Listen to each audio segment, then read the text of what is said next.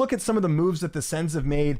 Some key additions. Obviously, we'll go over. David Perron, Mandio, Noah Gregor, Nick Jensen, Linus Ullmark. Ullmark probably being the biggest one, and then some departures. I'm just looking at the list here. Matthew Joseph, Kuhlback. Who else? Chychrun, obviously, Brandstrom, Korpisalo. What have you made first on the moves that the Sens have made? Have you been satisfied as someone who follows the team? In general, yes. Now it depends, right? Like a lot of online discourse is always like, well, you traded Chychrun for a second pair right-hand defenseman and a pick. Like, what are you doing? Chychrun's a top 30 guy, right? But I think the moves that they've made have really created more of a unit. Right. This franchise in the past has really had a lot of problems with big name chasing. Right. So you go and you trade a 7th overall for DeBrincat. You trade a 14th overall for Chychrun. You trade what ends up being a 4th overall for Matt Duchene. Right. And that has clearly not worked. Right. So what they're doing now is creating an environment where you've added these players in that are a fit for where you have a hole in the roster. And I think Nick Jensen really fills that in that particular case. Is you needed a second pair right shot defenseman to play with Chabot, maybe to play with Sanderson, depending on where you put Zub.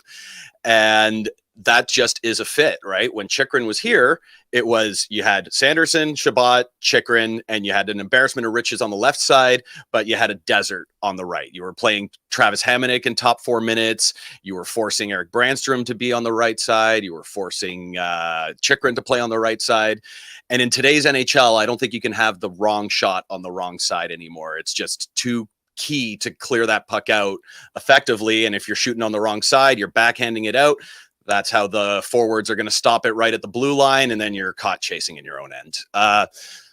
So overall, yeah, sir, go ahead.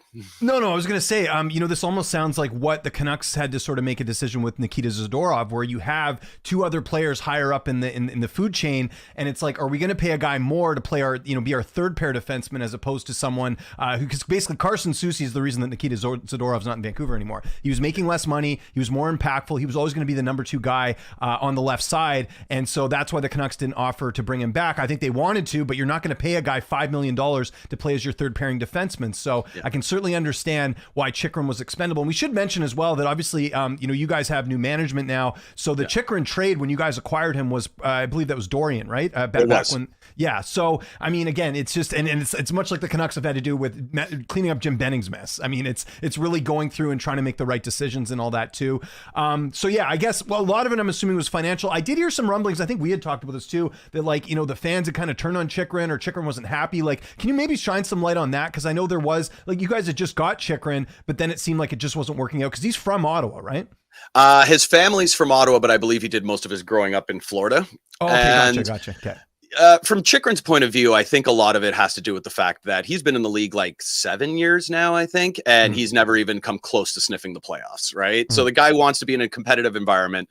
I don't think he was put in a good position to succeed in Ottawa, and he couldn't be put in a good position to succeed in Ottawa. He was a -30 last year, right? So something was not right. Now, both Chychrun and Korpisalo on their way out started talking about how it was a very hard year because of the distraction with the ownership change, with the Shane Pinto suspension, with the first-round pick fining, with Pierre Dorion getting fired, with DJ Smith getting fired. It was a season of a lot of change, which should have been taken care of in the offseason last year, but the sale didn't complete until the end of September.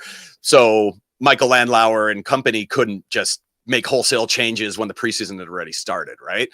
And then things kind of fell apart, right? So from one point of view, I can understand, like, okay, things are tough. There's a lot of distractions going on, things like that.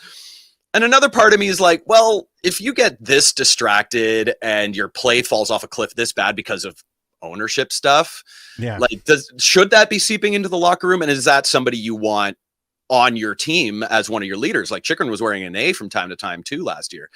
And I think you want from your leadership somebody who's going to tune out that kind of noise and that sort of thing.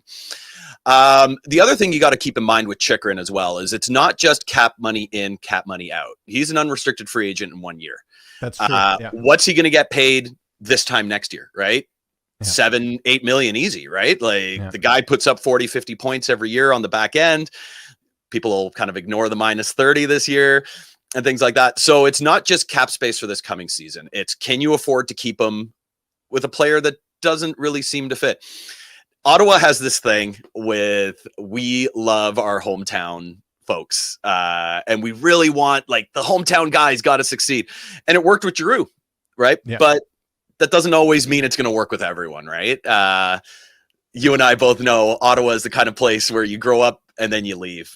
You know, like, it's unless you want to work for the government. I love Ottawa, though. I do. I love visiting, by the way. I should mention that. It is a great place to visit. I have fond memories of Ottawa, obviously. Same here. And it's a wonderful place to grow up, have a childhood, raise a family, right? But if you're an NHL player, you're used to bright lights and things like that.